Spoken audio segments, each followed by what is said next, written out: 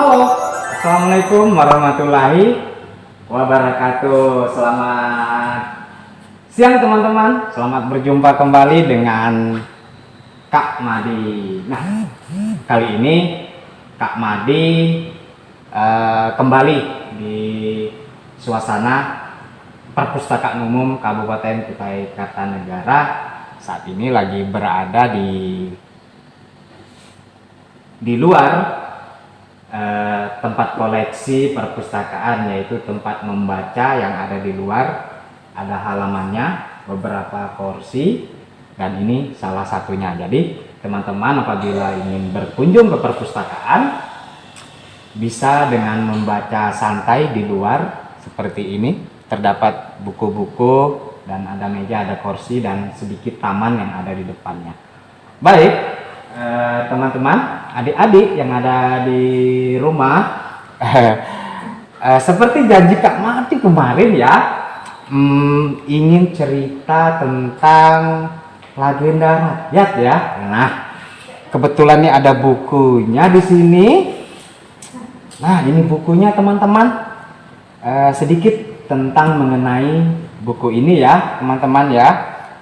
Buku ini adalah karya Kak Seto Mulyadi kelihatannya.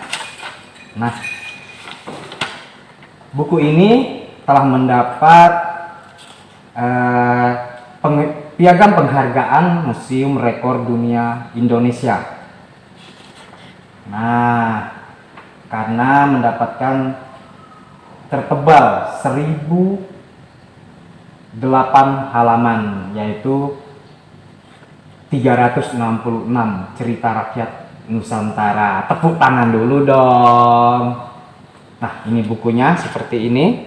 Adik-adik kalau lagi berkunjung ke perpustakaan silahkan dibaca-baca. Jadi di setiap harinya di sini ada tertera tanggal dan tahunnya. Di setiap harinya ada cerita satu di setiap daerah. Nah, Kak Madi nggak usah panjang-panjang ya teman-teman ya. Nanti kelamaan lagi teman-teman. Ngomong-ngomong teman-teman yang ada di rumah nih pada ngapain nih? Apa lagi selesai belajar atau usai membantu orang tua atau lagi selesai bermain? Nah, sebelum Kak Madi buka cerita, mana ceritanya ya? Wah, ya baik. Kak Madi perlu nyanyi-nyanyi nggak buat teman-teman? Nini, Kak Madi perlu nyanyi-nyanyi nggak? Emang Kak Madi tahu nyanyi? Ya tahu dong. Di depan kan ada anak-anak. Lagu apa? Ayo dicoba. Yang pastinya bukan lagu orang tua karena anak-anak di depan. Bukan lagu sambalado, bukan ya. Karena itu lagu dangdut. Jadi lagunya lagu anak-anak aja.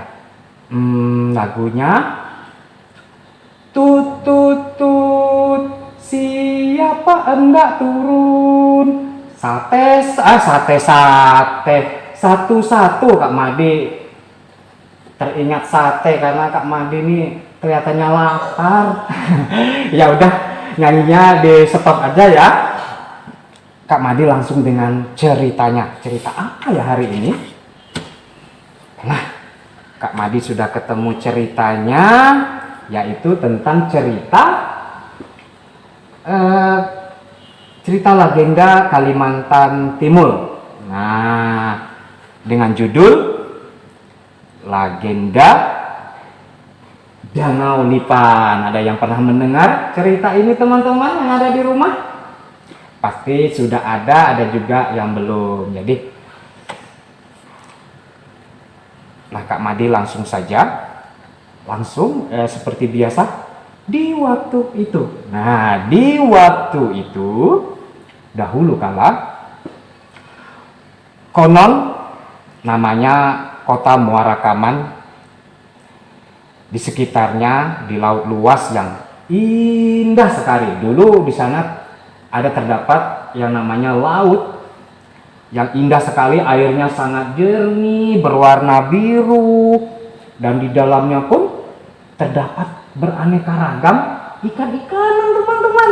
Nah, ikan apa aja yo? Siapa yang tahu? nah, banyak sekali ikannya yang hidup di dalamnya. Salah satu di tepi laut itu yaitu terdapat sebuah yang namanya Muara Kamanhulu, yang lebih dikenal dengan namanya itu benua lawas nih teman-teman. Yang ada di Muara Kaman pasti tahu nih adik-adik ya. Ya, kita lanjut. Di waktu masa itu di benua lawas berdiri sebuah kerajaan yang sangat besar sekali. Kerajaan tersebut memiliki rakyat yang sangat makmur dan ramai sekali, dan mereka pun hidup dengan rukun, bersaudara, saling menolong. Asik ya teman-teman ya, kalau di tempat itu rakyatnya sangat rukun, ramai, saling menolong teman-teman. Iya, masyarakatnya pun saling menolong dan penuh persaudaraan. Tidak ada kejahatan yang terjadi. Wah, asik sekali. Sekalipun ada satu kejahatan pada waktu itu, sang raja pun memerintahkan kepada prajuritnya segera ditindak dan diselesaikan. Nah, jangan sampai itu berlarut-larut. Wah, hebat ya teman-teman ya. Nah, kerajaan itu mempunyai yang namanya ada sebuah sumur di dalam kerajaan itu yang disebut dengan sumur berani. Konon sumur tersebut digunakan oleh kerajaan tersebut dengan kebutuhan apa saja, termasuk dengan air minumnya, dan air tersebut tidak pernah habis-habis. Wah, hebat sekali ya sumurnya teman-teman ya. Kerajaan itu dipimpin oleh seorang putri yang cantik sekali. Nah, cantik sekali teman-teman, yaitu diberi nama dengan Putri Aji Berdarah Putih namanya. Dia diberi nama demikian karena kulit sang putri itu sangatlah putih. Saking putihnya, konon dia kalau menggunakan sirih. Nah, pada waktu dulu orang sering menggunakan ada yang namanya tanaman sirih, itu digunakan dimakan-makan. Nah, itu gunanya adalah banyak sekali manfaatnya untuk membersihkan mulut atau gigi. Dan pada waktu itu digunakan untuk kebersihan pada mulut ya teman-teman ya. Siapa yang suka membersihkan, sikat gigi? Ada yang rajin sikat gigi atau tidak? Ya, harus sikat gigi ya, pagi, sore, dan malam ya adik-adik ya. Ketika dia menggunakan sirih, sekali-sekali dia menelan airnya, terlihat dari kejauhan nampak warna dari sirih tersebut dari tenggorokan sang putri tersebut. Karena terlalu putih sekali, makanya sang putri diberi nama yaitu Aji Berdarah Putih. Nah, hingga kecantikan Aji Berdarah Putih, saking cantiknya, terdengar di sebuah kerajaan nan jauh sekali di negeri Cina. Dan di negeri Cina tersebut terdapat sebuah kerajaan yang sangat besar sekali, memiliki pasukan yang banyak sekali. Sang raja pun mendengarnya. Ternyata di sana terdapat sebuah kerajaan yang besar. Aku dengar dipimpin oleh seorang putri yang cantik sekali. Aku ingin sekali berkunjung ke negeri tersebut dan ingin datang mengunjungi sang putri. Wah, teman-teman, sang raja tersebut kepingin sekali berkunjung karena mendengar kecantikan sang putri tersebut. Sang raja tidak tahu kalau sang putri bukan hanya cantik jelita, tetapi sang putri adalah baik hati dan mempunyai kecerdasan dan pintar sekali. Nah, yuk kita lanjut teman-teman ya. Setelah raja tersebut mendengar, dia pun memerintahkan pasukannya. Hai pasukanku, karena aku ingin berkunjung ke negeri sebelah, di mana tempat putri yang terdengar cantik itu, segera sediakan sebuah kapal dan sediakan pasukan yang banyak, dan kita akan pergi berkunjung ke sana. Akhirnya sang raja pun pergi berlayar di laut bersama pasukannya.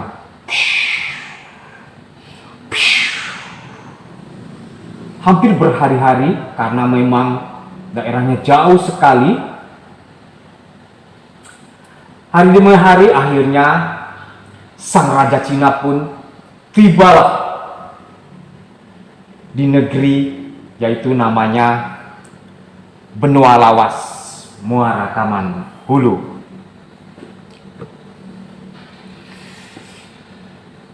Sang putri pun mendengar dari pengawalnya.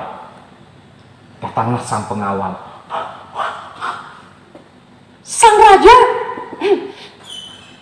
kelihatannya ada tamu dari kerajaan yang jauh sekali ingin berkunjung ke tempat kerajaan kita. Sang putri pun mempersilahkan pengawalnya untuk mengawal kedatangan tamu-tamu tersebut, dan sang putri pun memerintahkan semua pasukannya untuk menyambut kedatangan sang raja dan menyiapkan makan-makanan. Hai kalian, siapkanlah makanan-makanan yang nyaman dan lezat, dan sambutlah tamu-tamu kita yang dari kerajaan jauh di sana. Berilah mereka tempat yang nyaman, makan makanan yang nyaman, berilah mereka keramaan. Ya, sang putri kan memang sangat ramah ya teman-teman ya, karena memang sang putri yang baik hati. Yuk teman-teman, siapa yang di rumah yang anak yang baik hati, ayo angkat tangan. Siapa yang kepingin jadi orang hebat, angkat tangan. Siapa yang jadi anak pintar, angkat tangan. Iya teman-teman, semuanya anak-anak hebat ya, sama seperti sang putri. Sang putri menyambut tamunya dengan baik sekali. Dia menyediakan makan makanan yang lezat, asik ya teman-teman ya. Menyediakan tempat yang nyaman buat tamunya. Akhirnya tidak lama datanglah pasukan kerajaan Cina tersebut.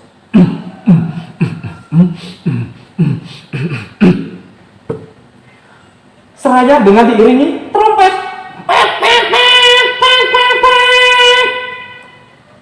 Bertanda raja segera akan masuk dari istana. Dan sang putri pun keluar menyambut kerajaan tersebut yang segera berkunjung kerajaannya. Sang putri pun mempersilahkan raja Cina masuk ke tempatnya, dan seraya juga mempersilahkan menyantap hidangan yang sudah disediakan. Wah, kerajaan ini indah sekali, kata raja Cina. Makanannya pun banyak sekali, lezat-lezat. Wah, aku tidak sabar ingin memakan dan menyantapnya. Wah, sang raja pun tidak sabar. Begitu juga dengan pasukannya teman-teman. Pada waktu itu sang raja pun tidak banyak berkata apa-apa, langsung duduk dan menyantap makanannya. sang putri pun hanya terdiam melihat sang raja tersebut. Karena sang raja adalah tamunya, sang putri pun seperti biasa melayani dan ikut memakan. Tetapi sayangnya sang raja dari Cina tidak menunjukkan layaknya seorang raja. Tidak elok ya teman-teman ya. Tidak boleh ya teman-teman seperti itu. Iya. Nggak apa-apa ya. Ada iklan. Ya. Sang raja pun memakan makanan tersebut dengan tidak sopan, dengan tidak berucap apa-apa. Seperti apa teman-teman kalau kita memakan dengan sopan, dengan baik? Ada yang tahu enggak ya? Pasti tahu teman-teman semua. Kalau kita memakan duduk yang rapi, saya menunggu teman-teman yang lain dengan membaca doa kepada Tuhan, tentunya mengucapkan alhamdulillah dengan makan makanan yang ada yang sudah diberikan, dan cucilah tangan bersih-bersih, lalu kita menyantap dengan makanannya pelan-pelan. Nah, tetapi Raja Cina tersebut tidaklah seperti itu teman-teman. Dan sang putri pun yang terkenal dengan keramahannya, kebersihannya, yang dengan baik hati, menganggap sang raja tersebut tidaklah pantas seperti itu, karena dia adalah tamu sang putri. Dia pun hanya berdiam dan memperhatikan sang raja tersebut. Dalam acara jamuan tersebut, sang putri pun hanya terdiam, dan akhirnya selesailah jamuan tersebut, yaitu dengan acara makan-makan dan bersantai. Sang raja pun mengutarakan maksud kedatangan dan tujuannya datang ke kerajaan putri Aji berdarah putih tersebut. Dengan segera dia mengutarakan isi hatinya. Hai sang putri, dengan kedatanganku ke sini adalah bertujuan ingin meminang sang putri.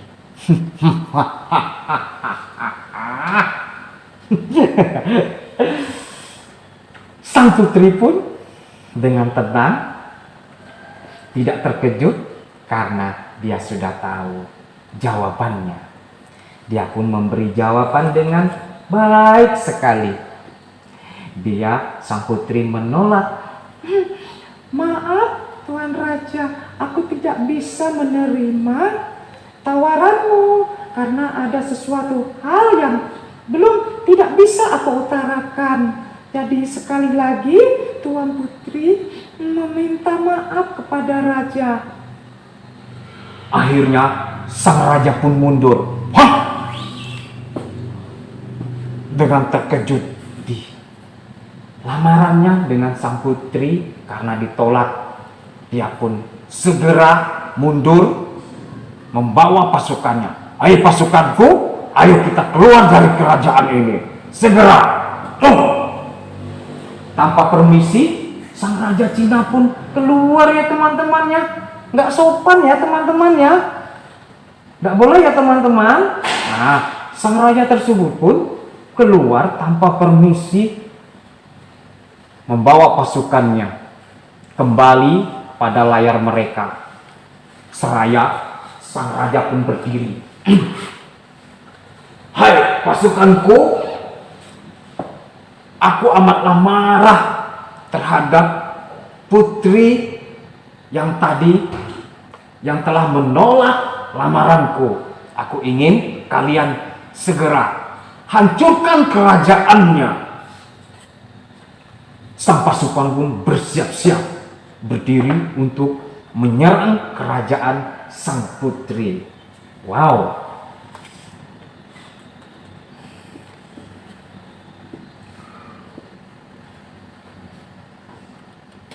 Akhirnya sang raja pun dan pasukannya segera meluncur pergi ke kerajaan sang putri dengan membawa pasukan yang banyak sekali.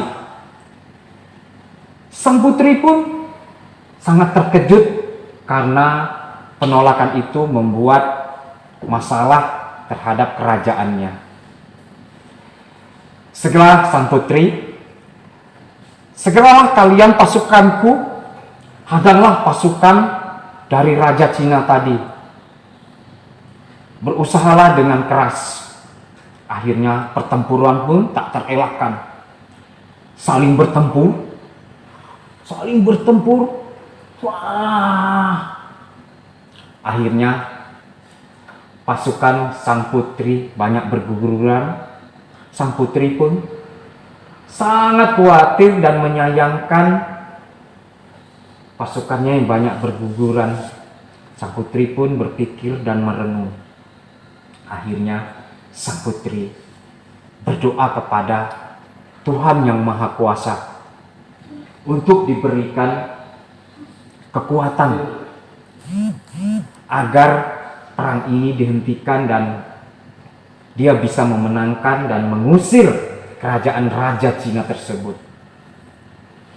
Dia merenung sambil seperti biasa teman-teman memakan sirih.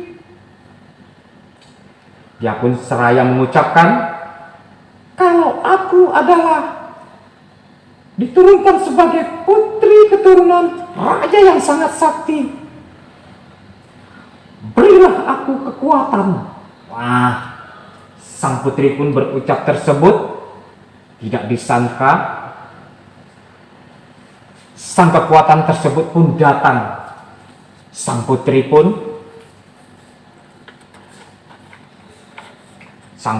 pun mengeluarkan sepahnya, yaitu terdapat sebuah lipan-lipan.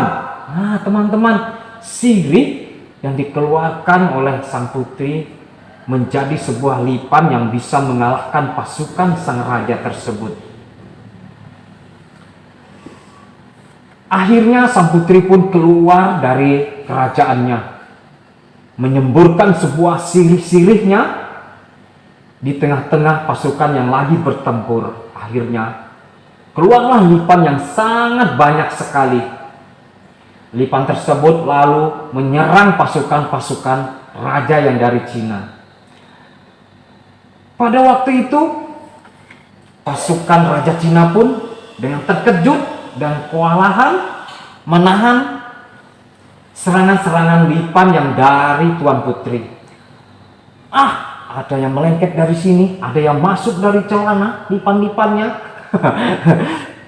Akhirnya pasukan raja mundur hingga sampai ke layar mereka. Lipan pun terus mengejar.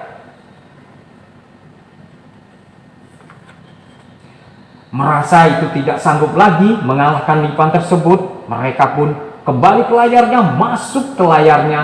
Akhirnya lipannya mengejar dan raja pun beserta pasukannya tenggelam di lautan tersebut. Dan pasukan Tuan Putri berdarah putih akhirnya memenangkan peperangan tersebut, dan mereka pun sangat bergembira sekali karena mereka bisa memenangkan pertempuran tersebut.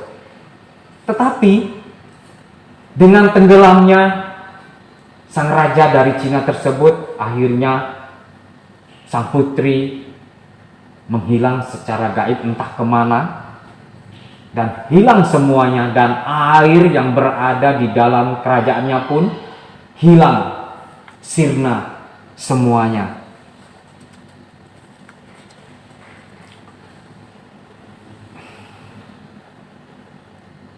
Akhirnya di tempat kerajaan itu menjadilah suatu daratan di padang luas. Kemudian tempat itulah yang disebut saat ini yaitu Danau Lipan. Tepuk tangan dulu dong teman-teman. Yaitu cerita ini berada di satu tempat wilayah Muara Taman, Kalimantan Timur. Nah, demikianlah adik-adik yang ada di rumah, teman-teman, cerita tentang legenda cerita rakyat Nusantara yang berada di Kalimantan Timur, yaitu dengan judul Danau Lipan. Kak Madi mohon pamit. Semoga adik-adik selalu rajin membaca ya teman-teman ya, rajin belajar, penuh semangat walaupun dengan kondisi COVID yang selalu ada, kita harus semangat. Kak Madi nantinya akan kembali lagi dengan cerita-cerita hebat buat adik-adik di rumah. Sampai di sini dulu Kak Madi akhiri. Assalamualaikum warahmatullahi wabarakatuh. Dadah, salam literasi.